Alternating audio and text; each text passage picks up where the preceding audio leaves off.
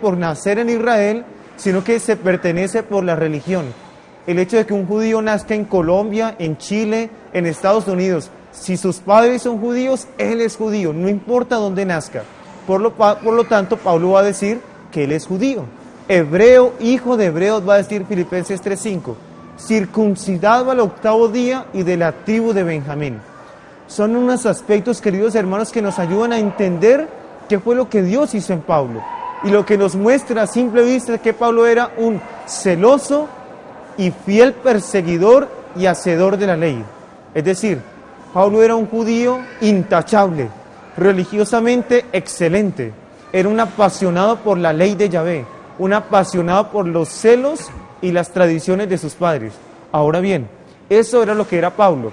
Y nos dice el texto Daniel que Pablo en Hechos capítulo 9 empezó a perseguir a los judíos. Dice que se dirigía a Damasco y que en el camino a Damasco tuvo una experiencia.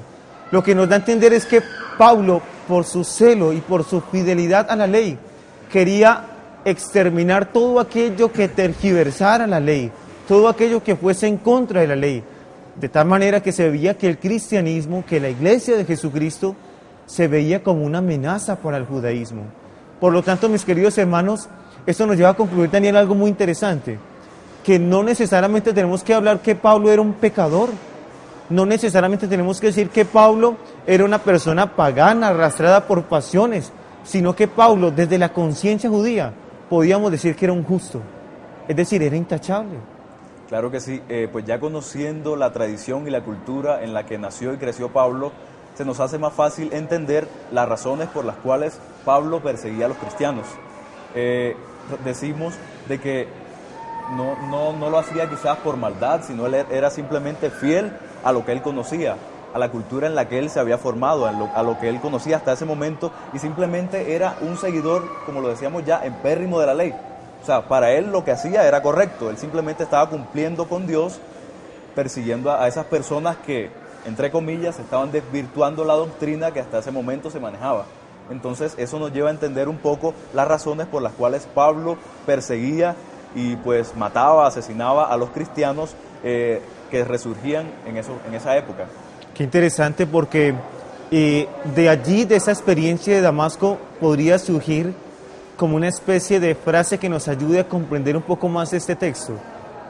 Pablo, en el camino, persiguiendo a los del camino, se encontró con el camino. Qué interesante esta frase, queridos hermanos. Pablo en el camino. ¿Por qué? Porque iba en el camino a Damasco. Iba hacia un lugar en Siria, al norte de Israel, donde había muchos cristianos. Iba a capturar por su celo por la ley, como lo habíamos dicho, pero iba en el camino a Damasco. Ahora bien, Pablo en el camino va a perseguir a los del camino. Recordemos, Daniel, que en el principio a los discípulos de Jesús se les llamaba los seguidores del camino. Nos va a decir el libro de Hechos de los Apóstoles, que se les decía los seguidores del camino. Es decir, Pablo en el camino a Damasco iba a perseguir a los del camino, es decir, a la iglesia, a los discípulos del Señor. Pero en ese camino a Damasco, persiguiendo a los del camino, Chadid, qué interesante, se encuentra con el camino. Porque Jesús de Nazaret dice en Juan 14:6, yo soy el camino, la verdad y la vida. Qué interesante, Daniel. Es una experiencia totalmente maravillosa y que sin duda alguna cambió la vida de Pablo. O sea, la vida de Pablo se puede cortar en dos momentos, antes y después de ese momento que iba camino a Damasco. Pablo iba también incluso con permisos para apresar a todos los cristianos que se encontraran en el camino, como lo pudimos escuchar en la palabra. Pero resulta que se encuentra con una experiencia, se encuentra, mejor dicho, con el amor de los amores de frente, algo que transformó totalmente su vida, algo que cambió totalmente su concepción, sus estructuras mentales, sus pensamientos, la forma en que él procedía, actuaba y vivía hasta ese momento. Y se encuentra nada más y nada menos que con Jesús. Qué experiencia tan hermosa, qué experiencia tan maravillosa, que cambió su vida y que de ser un persecutor de los cristianos se convierte en uno más de ellos, que sin duda fue uno de los pilares fundamentales de nuestra Iglesia Católica, de los pilares fundamentales de nuestra doctrina, de la doctrina católica que tenemos en este momento. Y de acuerdo a lo que dices, podríamos, Daniel, pasar al segundo interrogante a desarrollar. Recordemos que el primer ítem que desarrollamos es quién era Pablo. En un segundo momento vamos a desarrollar con quién se encontró Pablo. ¿Qué fue lo que le pasó a Pablo realmente? ¿Qué fue lo que suscitó ese cambio maravilloso en su vida? Y cuando empezamos a desarrollar sobre este tema, uno dice la Escritura, que iban en el camino y de pronto dice que vio una gran luz. Y de pronto escuchó una voz que le dijo, ¿por qué me persigues? ¿Por qué me persigues? Y ahí podríamos ver un aspecto muy interesante, Daniel.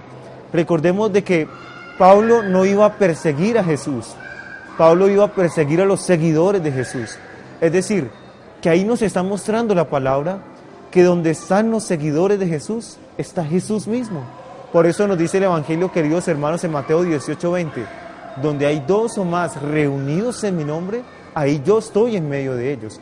Pablo no iba a perseguir a Jesús directamente, porque Jesús ya había muerto, ya había resucitado, no estaba en ese momento. Iba a perseguir a la iglesia, lo que da a entender de que cuando atacamos la iglesia, estamos atacando al mismo Jesús. Y qué tan interesante, porque Pablo va y persigue a los seguidores y escucha esa voz. Esa luz dice que lo deja ciego y escucha la voz que le dice, ¿quién eres? Y le dice, yo soy Jesús, el Nazareno, a quien tú persigues. Entonces, ¿qué podríamos decir al respecto, Daniel? Sí, pues una experiencia muy fuerte para Pablo, encontrarse de frente con su realidad, encontrarse con el hecho de que todo lo que él había sido hasta ese momento, de un momento a otro, pasa a ser algo diferente. O sea, todo lo que él tenía en su mente, todos sus ideales, toda su manera de pensar se transforma de un momento a otro, fruto de ese encuentro con Cristo mismo en el camino.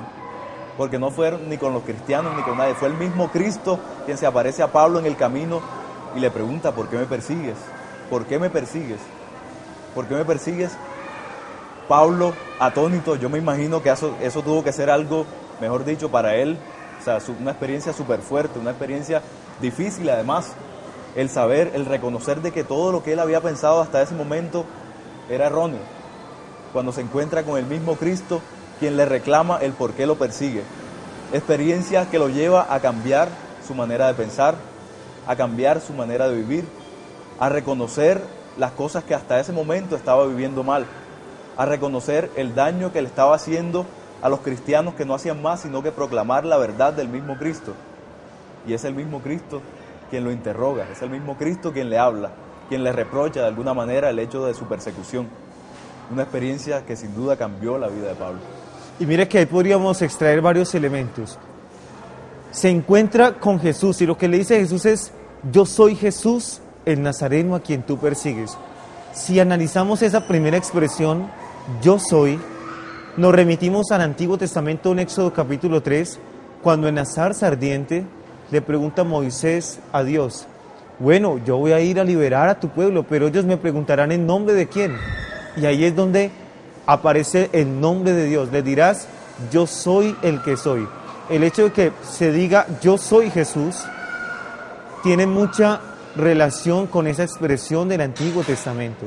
Es decir, que Jesús es Dios mismo, que en Jesús es el rostro visible del Dios invisible, que Jesús de Nazaret es el Dios humanado, que Jesús de Nazaret es el rostro humano de Dios y es el rostro divino del hombre, que Él es nuestra plenitud, que Él es nuestra felicidad, que Él es el Dios y que Él está por encima de todo, pero es un Dios que siempre quiere lo mejor.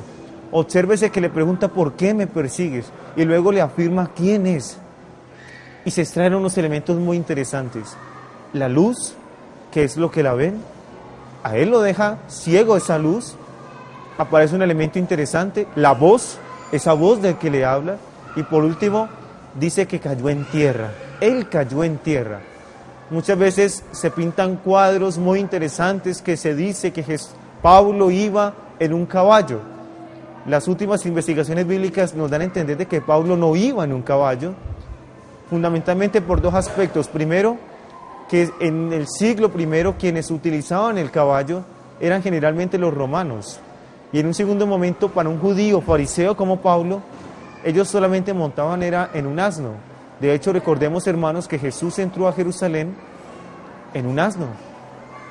Entonces, él cayó a tierra, porque es la palabra de Dios resucitada que tumba a Pablo de su vida, que tumba a Pablo de su realidad, que tumba a Pablo de su manera de pensar, que tumba a Pablo de su manera de amar, porque Dios le empieza a mostrar una novedad, empieza a ver una transformación. Muchos se atreven a decir, no tenemos que ver la conversión en Pablo como un cambio moral, sino un cambio en la manera de ver la vida. Observemos esos elementos, que es lo que necesitamos nosotros como católicos, la luz. ¿Acaso Él no dice en Juan 8:12? Yo soy la luz del mundo y el que viene a mí no caminará en tinieblas. Observemos la voz, es decir, la palabra, y la palabra se hizo carne y habitó entre nosotros. Y por un último momento, caer en tierra, porque somos de tierra, porque pertenecemos a la tierra, pero Dios nos quiere llevar a que, siendo tierra, busquemos el cielo, y a que estando en la tierra construyamos el cielo. Hermanos, hemos desarrollado 2 interrogantes. A continuación vamos a un pequeño corte comercial y ya continuamos con su programa Avivando el Fuego. Aviva el fuego, Espíritu de Dios.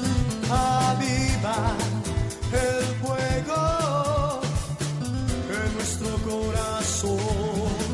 Aviva el fuego, Espíritu de Dios.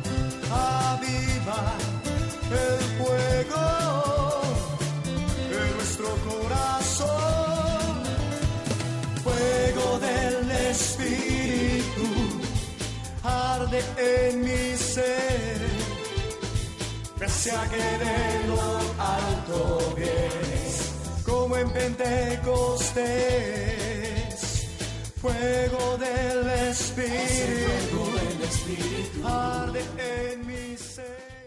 Aviva el fuego, Espíritu de Dios. Aviva el fuego en nuestro corazón. Aviva el fuego, Espíritu de Dios. Aviva el fuego en nuestro corazón. Fuego del Espíritu arde en mi ser. Gracia que de lo alto vienes, como en Pentecostés. Fuego del Espíritu arde en mi ser.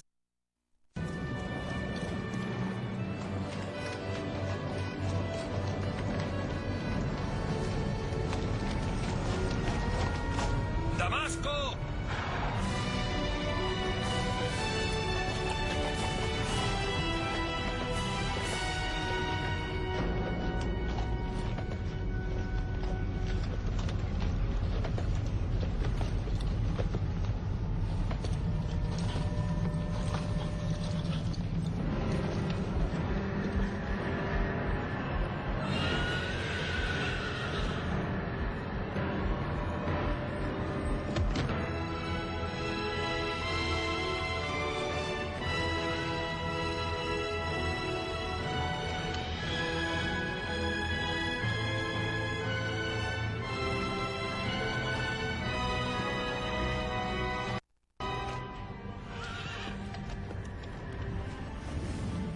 Saulo, Saulo, ¿por qué me persigues, Saulo?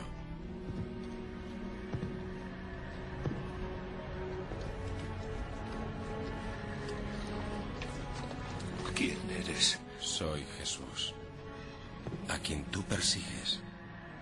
Levántate, entra en la ciudad de Damasco. Te dirán lo que tienes que hacer.